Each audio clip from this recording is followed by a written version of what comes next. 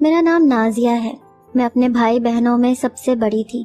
میرے بابا کی یہ ضد تھی کہ میں اپنے باقی بچوں کی شادی بعد میں ہی کروں گا، جب نازیہ کی شادی ہو جائے گی، کیونکہ وہ سب سے بڑی ہے اور پہلے اسی کی ہونی چاہیے. میری عمر کافی ہو گئی تھی اور میری شادی نہیں ہو پا رہی تھی. میرے ماں باپ اس بات سے کافی پریشان تھے. ایسا نہیں تھا کہ میرا کہیں بھی رشتہ نہیں ہوا تھا. میرا رشتہ تو ابو کے ایک بہت ہی اچھے دوست کے بیٹے کے ساتھ ہو گیا تھا اور رشتہ ہوئے 5 سال گزر گئے تھے. جب میرا رشتہ ہوا تھا تب میں 25 سال کی تھی اور اب تو میں 30 سال کی ہو گئی تھی، پر ابھی تک میری شادی نہیں ہوئی تھی.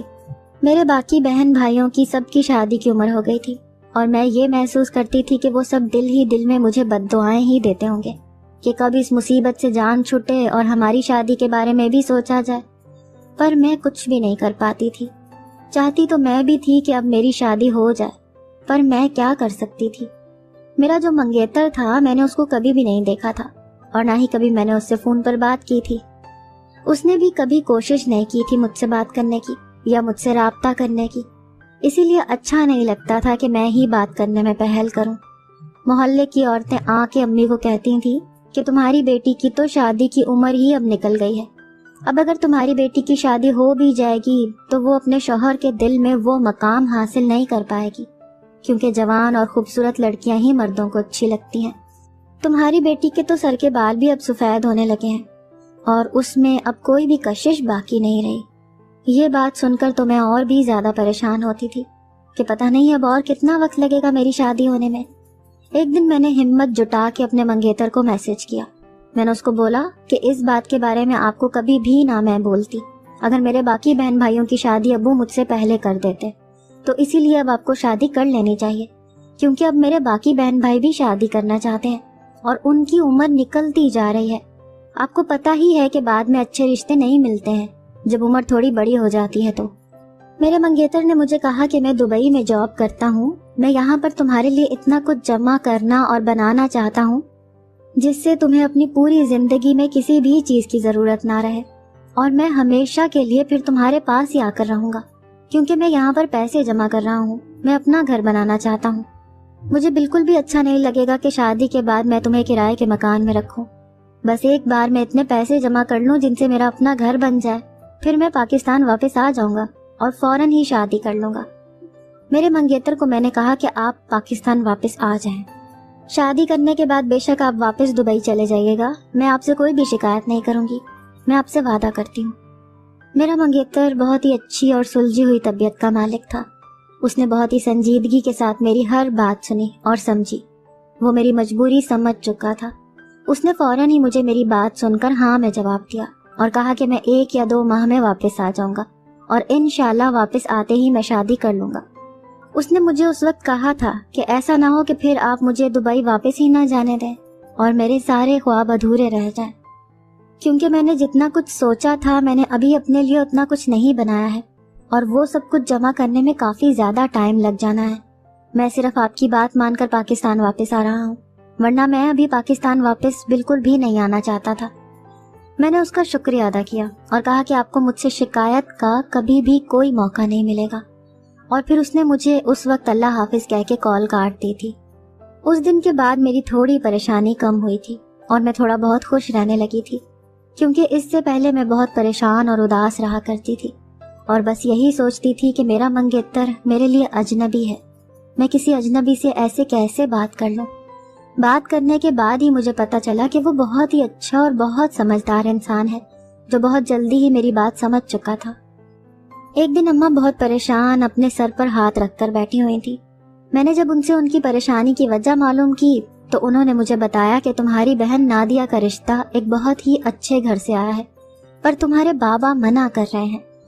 جب میں نے اماں سے پوچھا کہ بابا آخر اتنے اچھے رشتے سے منع کیوں کر رہے ہیں، تو انہوں نے مجھے بتایا کہ وہ لوگ 2 مہینوں کے اندر اندر شادی کرنا چاہتے ہیں اور تمہارے بابا یہ کہہ رہے ہیں کہ جب تک نازیہ کی شادی نہیں ہو جاتی میں نادیہ کی شادی بھی نہیں کرواؤں گا.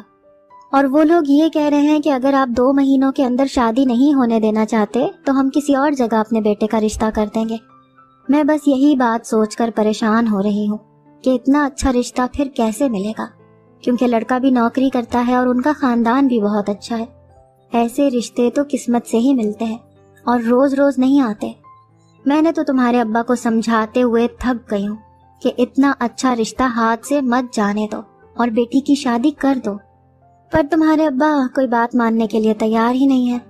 میں نے پھر اپنے منگیتر سے بات کی، وہ سب کچھ اماں کو بتا دیا اور اماں کو کہا کہ آپ پریشان نہ ہوں، ساجد 1 مہینے میں دبئی سے واپس پاکستان آ جائیں گے۔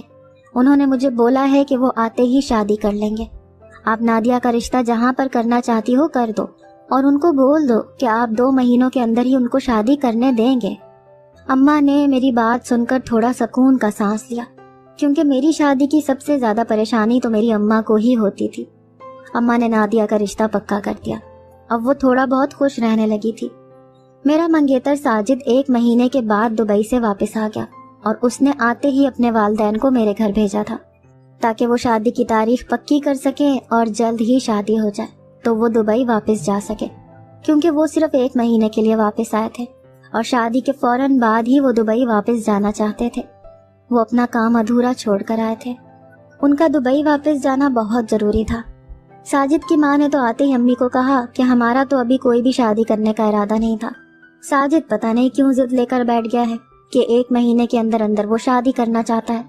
ہم تو یہی چاہتے تھے کہ ساجد وہاں سے اچھے خاصے پیسے لے کر آئے، جن سے وہ یہاں پر اپنا گھر بھی بنا سکے اور کوئی کاروبار بھی کر سکے، کیونکہ شادی کرنے کے بعد تو انسان پر بہت ساری ذمہ داریاں آ جاتی ہیں اور لڑکے کہاں دوسرے ملک میں رہ کر کچھ کر پاتے ہیں۔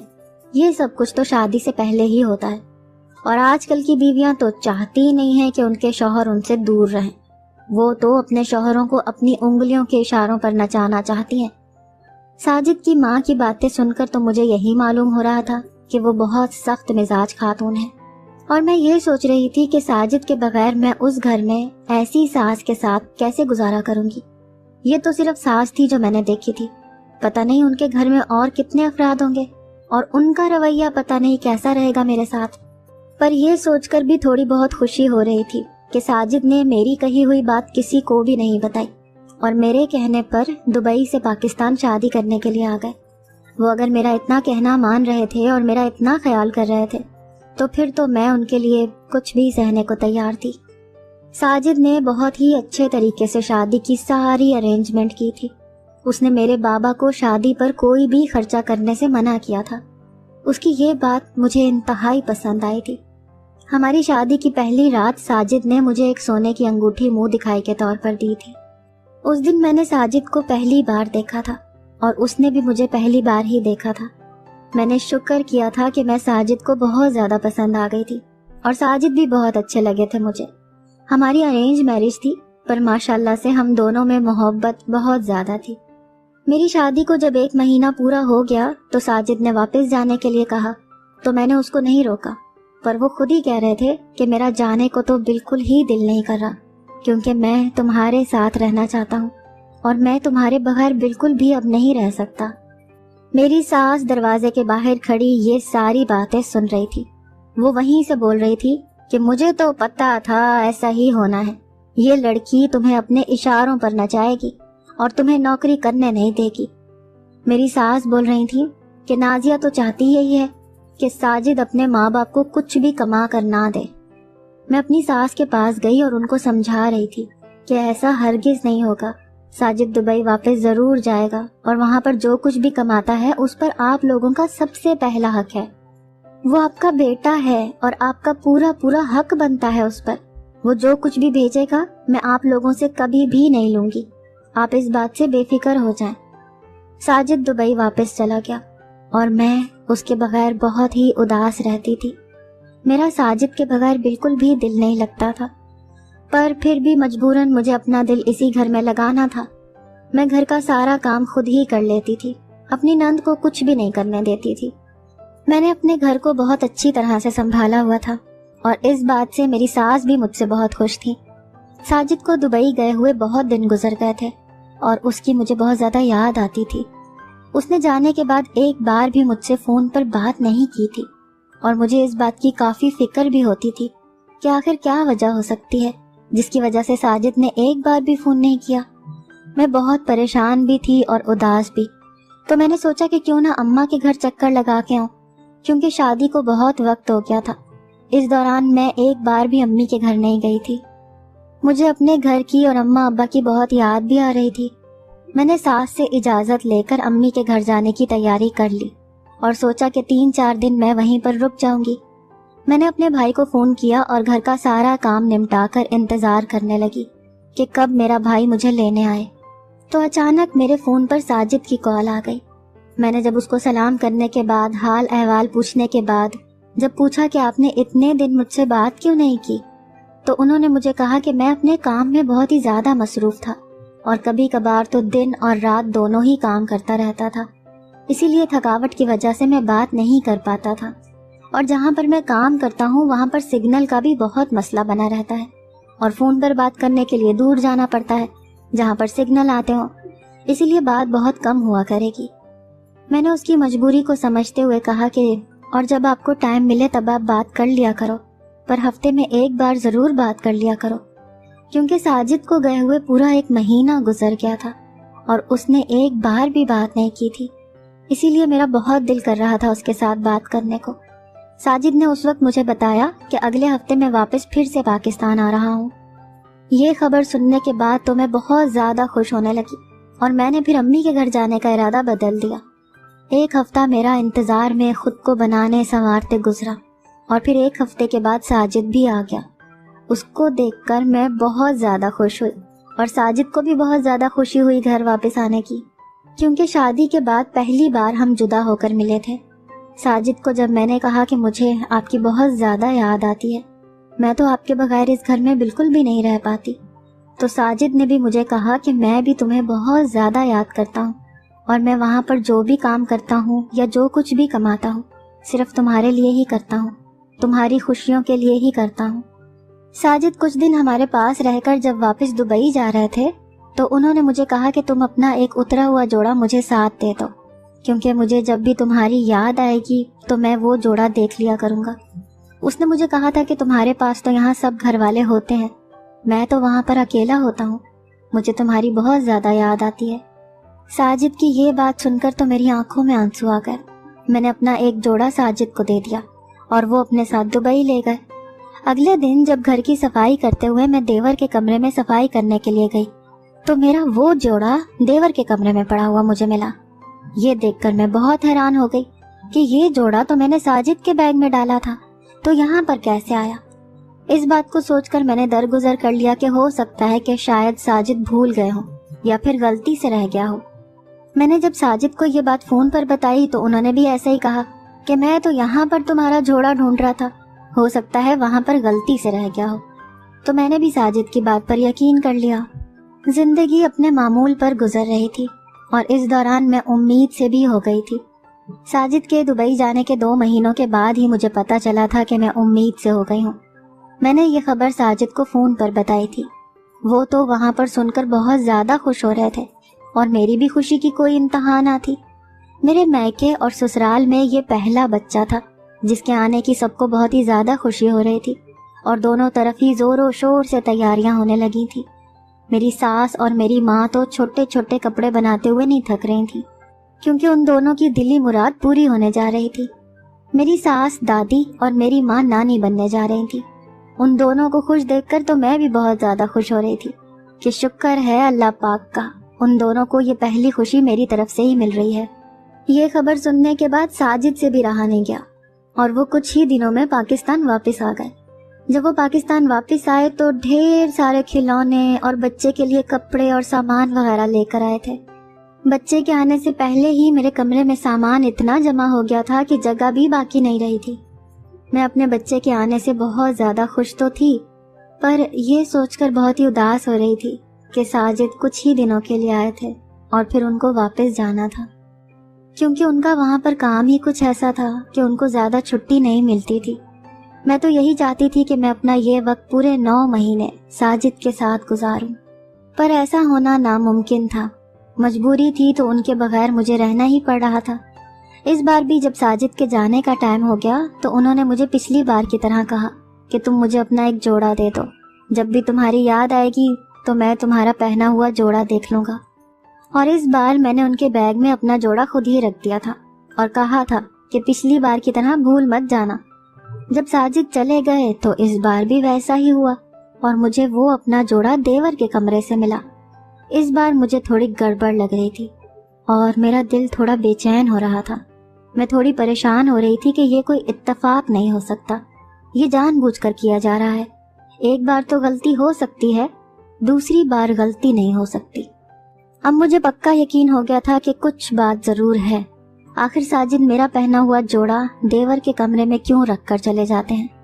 جب میں نے اس بار ساجد سے پوچھا تو وہ تھوڑا ہچکچانے لگے اور ان سے کچھ بولا نہیں جا رہا تھا۔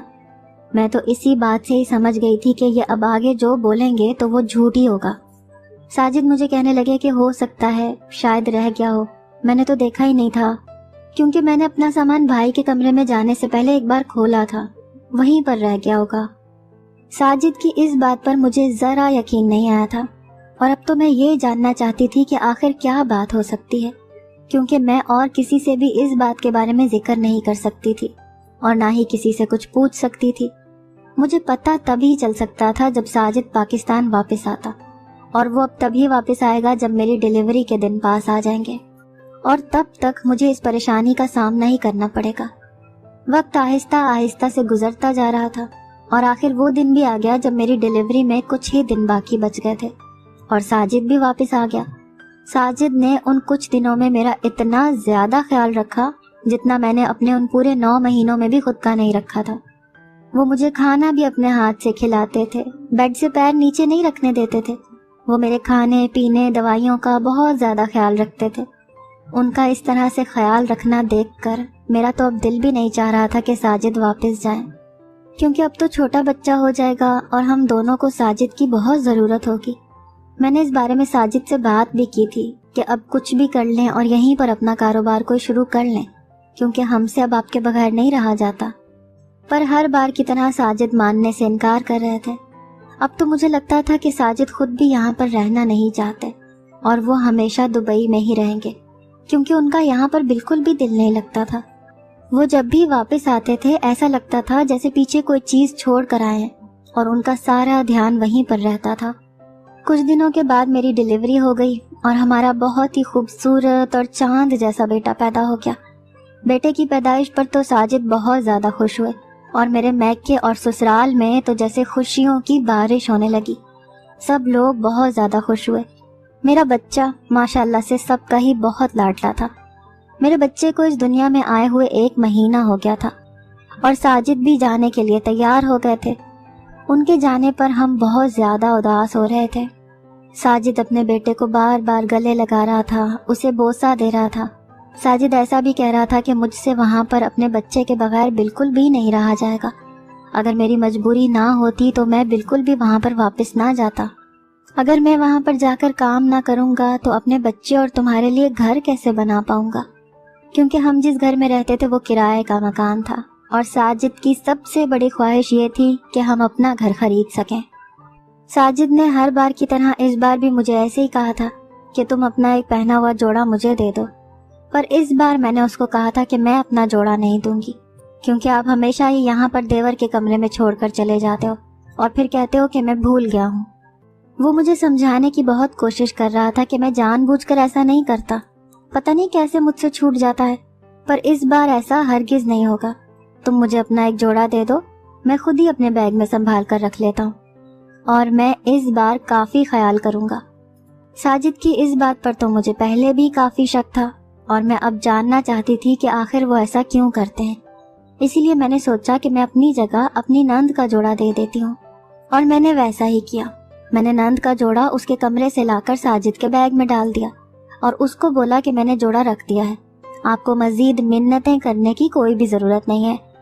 ساجد دبئی چلا گیا اور میں نے اگلی ہی صبح یہی سوچا کہ مجھے ہمیشہ ہی اپنا جوڑا دیور کے کمرے میں ملتا ہے، کیوں نہ جا کر دیکھ لوں، اور میں اپنی پریشانی دور کرنے کے لیے دیور کے کمرے میں چلی گئی۔ میں نے جب وہاں پر دیکھا تو نند کا جوڑا وہاں پر نہیں پڑا تھا، اور ساتھ ہی نند کے کمرے سے آواز آ رہی تھی جو کہ میرے دیور کی تھی۔ وہ اپنی بہن کو بول رہا تھا کہ یہ تو تمہارا جوڑا ہے، بھابھی نے اس بار اپنا جوڑا کیوں نہیں دیا؟ کیونکہ بھابھی کے جوڑے پر دم کروانا بہت ضروری تھا۔ اگر اس بار بھی ہمیشہ کی طرح بھابھی کے کپڑوں پر دم نہیں کروا سکے تو بہت بڑا مسئلہ ہو جائے گا، کیونکہ عامل بابا نے کہا ہے کہ اگر اس بار آپ لوگ ساجد بھائی کی بیوی کا جوڑا نہیں لے کر آئے تو ان پر ایک بدروح کا سایہ پڑ جائے گا اور ان کی جان کو بھی خطرہ پہنچ سکتا ہے۔ ان کی باتیں سن کر میں بہت ہی زیادہ حیران ہو گئی اور ان کے کمرے میں چلی گئی جہاں پر میری ساس، دیور اور میری نند موجود تھے۔ میں نے ان سے کہا کہ آپ لوگ آپس میں کیا باتیں کر رہے ہو اور ایسا کیوں کہہ رہے ہو کہ اگر میرے جوڑے پر دم نہیں کروایا تو بدروح کا سایہ مجھ پر پڑ جائے گا۔ یہ سوال پوچھنے پر میرا دیور اور میری نند گھبرا کر چپ ہو گئے اور میری ساس نے مجھے بتایا کہ بہو، اب جو میں تمہیں کہنے جا رہی ہوں ایسا اب کچھ بھی نہیں ہے۔ یہ بہت پہلے کی بات ہے جب ساجد دبئی نہیں گیا تھا۔ ساجد بہت بیمار رہنے لگا تھا اور کافی علاجوں کے بعد بھی ٹھیک نہیں ہو رہا تھا۔ میں پاکستان کے بہت اچھے ڈاکٹروں کے پاس ساجد کو لے کر گئی تھی پر کوئی بھی فائدہ نہیں ہو رہا تھا۔ تبھی مجھے محلے کی ایک عورت نے بتایا کہ تم اپنے بیٹے پر عامل بابا سے دم کرواؤ، اور میرے بھی دل کو یہ بات بہت اچھی لگی کیونکہ ساجد پر کوئی بھی دوا اثر نہیں کر رہی تھی۔ میں نے سوچا کہ دواؤں سے اگر کام نہیں چل رہا تو دعاؤں سے ہی اب فائدہ ہو سکتا ہے۔ اس عورت کے کہنے پر میں ساجد کو ایک عامل بابا کے پاس لے گئی اور اس بابا نے ساجد کو دیکھتے ہی مجھے یہ بتایا کہ اس پر ایک بدروح کا سایہ ہے جو ساجد پر عاشق ہو گئی ہے اور وہ اس کو حاصل کرنا چاہتی ہے۔ یہ بات سن کر تو میرے پیروں تلے سے زمین نکل گئی اور میں بہت پریشان ہونے لگی۔ میں تو وہیں عامل بابا کے پاس ہی بیٹھ کر رونے لگی، پر بابا نے مجھے کہا کہ میری بہن، آپ کو رونے کی کوئی بھی ضرورت نہیں ہے، اس کا بھی حل میرے پاس ہے، اور وہ ساجد پر دم کرنے لگے۔ عامل بابا کے دم کرنے سے ساجد کی طبیعت تو ٹھیک ہو گئی، پر عامل بابا نے مجھے بتایا کہ تم جب بھی ساجد کی کسی لڑکی سے شادی کرو گی تو ہو سکتا ہے کہ یہ بدروح ساجد کی بیوی کو کوئی نقصان پہنچائے۔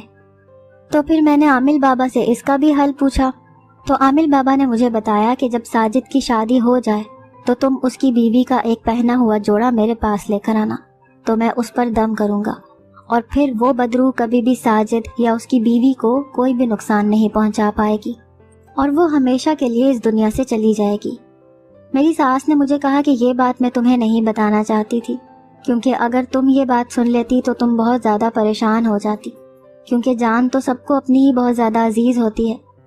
میں نے ہی ساجد کو بولا تھا کہ تم اپنی بیوی کا ایک جوڑا پہنا ہوا مجھے لا کر دو تاکہ میں اس پر دم کروا سکوں، اور ساجد تو یہاں پر ہوتا نہیں تھا کہ وہ میرے ساتھ چلے یا پھر وہ خود جا کر دم کروا لائے، اسی لیے ساجد تم سے وہ جوڑا لے کر شاہد کو دے دیتا تھا اور تم ہمیشہ وہ جوڑا شاہد کے کمرے سے لے کر چلی جاتی تھی۔ اس بار تم نے اپنی جگہ میری بیٹی سمینہ کا جوڑا وہاں پر رکھ دیا، اور سمینہ کا جوڑا تو ہم دیکھتے ہی پہچان گئے۔ ہم وہ جوڑا وہاں پر کیسے لے کر جا سکتے تھے؟ بس یہی بات ہے، اب تو تمہیں پتہ چل ہی گیا ہے۔ میں امید کرتی ہوں کہ تم میری بات سمجھنے کی کوشش کرو گی۔ تم اپنا ایک جوڑا لے کر میرے ساتھ عامل بابا کے پاس چلو، ہم اس پر دم کروائیں گے، انشاءاللہ وہ بدروح ہمارے گھر سے ہمیشہ کے لیے چلی جائے گی۔ اور میں نے بھی تو ایسا اسی لیے کیا تھا تاکہ تمہیں کوئی نقصان نہ پہنچے، اور شکر ہے اللہ پاک کا آج تک تمہیں کوئی بھی نقصان نہیں پہنچا۔ بس میرے دل میں جو تھوڑا بہت وہم ہے میں وہ بھی ختم کر دینا چاہتی ہوں۔ بس تمہارے جوڑے پر دم کرواؤں گی تو سکون سے رہ سکوں گی۔ ساس کی ساری بات مجھے سمجھ آ گئی تھی۔ میں نے ساس کو بولا کہ اگر آپ مجھے اس بات کے بارے میں بتا دیتی تو مجھے کوئی بھی اعتراض نہیں تھا، میں فوراً سے آپ کو اپنا جوڑا دے دیتی۔ آپ ساجد کی ماں ہیں تو ایسا سمجھے کہ آپ میری بھی ماں ہیں، آپ مجھے بھی اپنی بیٹی کی طرح سمجھا کریں، آپ کو مجھ سے ہچکچانے کی کوئی بھی ضرورت نہیں ہے۔ میں اسی وقت اپنا ایک جوڑا لے کر آئی اور ساس کے ہمراہ اس عامل بابا کے پاس چلی گئی۔ عامل بابا نے مجھ پر بھی دم کیا اور میرے جوڑے پر بھی دم کیا۔ انہوں نے مجھے کہا کہ اب آپ لوگ ہمیشہ کے لیے آزاد ہیں، اب آپ کے پاس کوئی بھی بدروح یا کوئی بھی ایسی چیز نہیں آئے گی جس سے آپ کو کوئی نقصان پہنچے۔ اس کے بعد ہم گھر چلے گئے اور بے فکر ہو گئے۔